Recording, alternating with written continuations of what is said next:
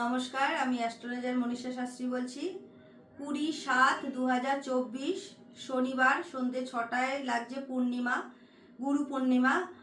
আর এটা 21শে জুলাই 3:47 শেষ হবে। এবার যাদের হরোস্কোপের মধ্যে বৃহস্পতি রাহুযুক্ত বা বৃহস্পতি রাহুর নক্ষত্রে রয়েছে, বা বৃহস্পতি যদি ষষ্ঠ অষ্টম দ্বাদশ কানেকশানে থাকে, সেখানে গুরুচণ্ডালী একটা দোষ এসে যায়। সেই গুরুচণ্ডালী দোষের কারণে গুরুজনদের সাথে মতের অমিল বা গুরুজনদের সাথে অশান্তি, মতবিরোধ প্রায় সময় দেখা যায়।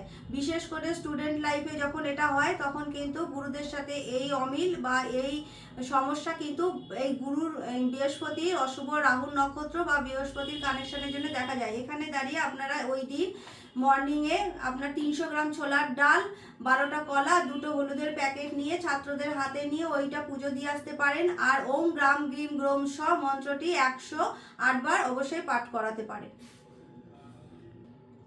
অনেক সময় দেখা যাচ্ছে যে ছাত্র অবস্থায় বাবা মার সাথে বাচ্চাদের অনেক অমিল এসে যাচ্ছে, পড়াশোনার প্রতি মনই আসছে না, অনেক অবাধ্য হয়ে যাচ্ছে।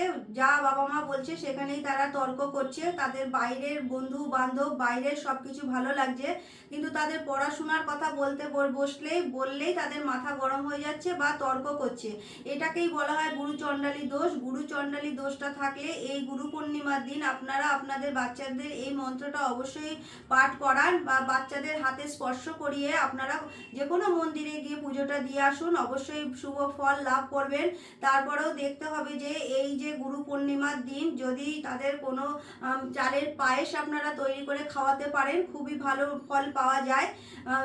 মানে বিশেষ করে বাচ্চাদের ক্ষেত্রে যখন তারা দেখছেন যে অমনোযোগী হয়ে যাচ্ছে বা অবাধ্য হয়ে যাচ্ছে বা কোনো কিছুই তাদের কোনো কথাই কানে যাচ্ছে না বা তারা একদম একগুঁয়ে জেদি হয়ে যাচ্ছে, এই গুরু পূর্ণিমার দিন আপনারা এই কাজগুলো করুন, অবশ্যই ভালো ফল পাবেন।